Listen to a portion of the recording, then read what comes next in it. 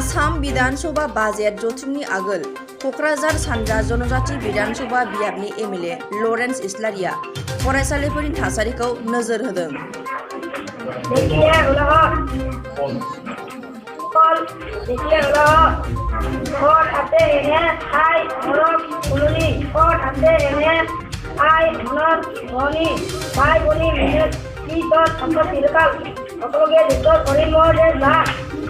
क'क्राझार जिल्लानि 11 नं बावखुंग्रि BTC बियाबनि सिङाव थानाय हरिनागुरि गोजौ फरायसालियाव MLA लरेन्स इस्लारिया खौरां लानायजों लोगोसे हरिनागुरि बेलगुरि 813 नं गुदि फरायसालियावबो दावबायनानै फरायसालिनि थासारिखौ सुराद लाहोयो आरो उन्दै उन्दै फरायसाफोरखौ गियाननि सायाव खौरां लायो। सोलिफु दाननि 14 अक्ट'निफ्राय एप्रिल दाननि 1 अक्ट'सिम खुंफुंजानो गोनां विधानसभानि बाजेट जथुमाव बिटिआर ओनसोलनि स्कुल कलेजनि जेंना फरायसा फरायसुलिफोरनि जेंना आरो फोरोंगिरिफोरनि जेंनाखौ लाना सोंथि साबमिट खालामदों होनना रोखा बुंथियो MLA लरेन्स इस्लारिया।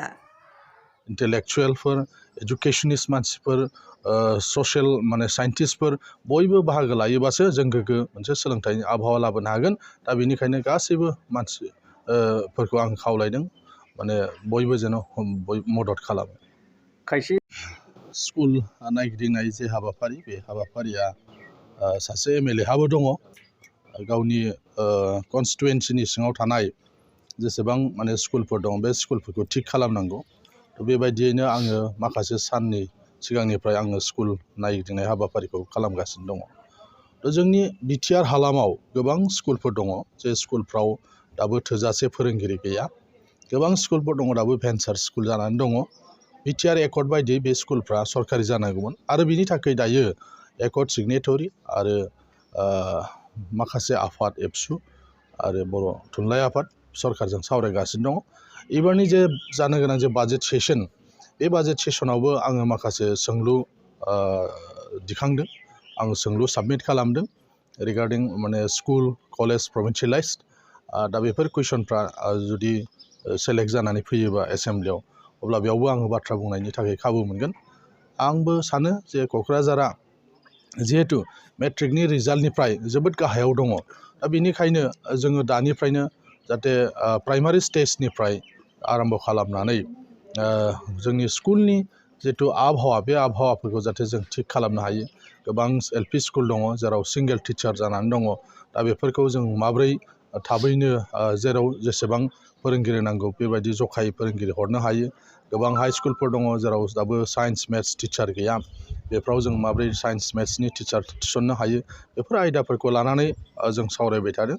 BTCनि मानगोनां चिफ प्रमद बर' बिथाङाबो बे आयदाखौ लानानै बेयाव जोबोद सिरियास आरो थाबैनो जाहाथे एपइन्टमेन्ट होनो हायो बिनि थाखायबो राहा लामा लागासिनो दं। आरो स्टेट गभर्नमेन्टखौ जेरैबायदि बुंनांगौ आं सासे MLA हिसाबै आङो थांनाय समफ्राव बुंबोबाय थादों। थांनाय सेसनावबो बुंदों।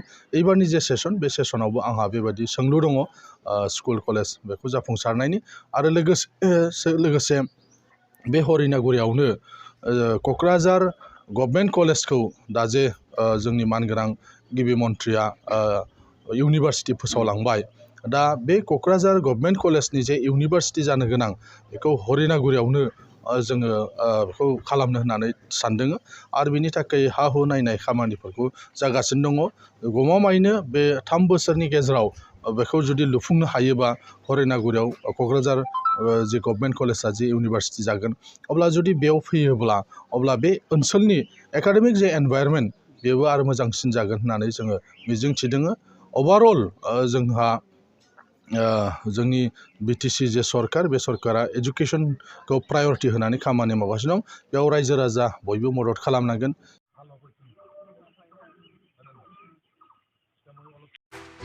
আপোনাৰ সন্তান GNM বা ANM নাৰ্ছিং পাঠ্যক্ৰমৰ বাবে আগ্ৰহী নেকি? দৰিদ্ৰ সীমাৰেখা তলৰ মেধাৱী ছাত্ৰীসকলৰ বাবে সুখবৰ আনিছে কোকৰাঝাৰ চেম কলেজ অফ নাৰ্ছিঙে। 2 আৰু 3 বছৰীয়া নাৰ্ছিং পাঠ্যক্ৰমৰ বাবে আগবঢ়াইছে 50% ৰেহাই। এই সুবিধা লাভ কৰিবলৈ শীঘ্ৰে যোগাযোগ কৰক 9854550697 আৰু 9854300175 নম্বৰত। যোগাযোগৰ অন্তিম তাৰিখ 5 মাৰ্চ 2022।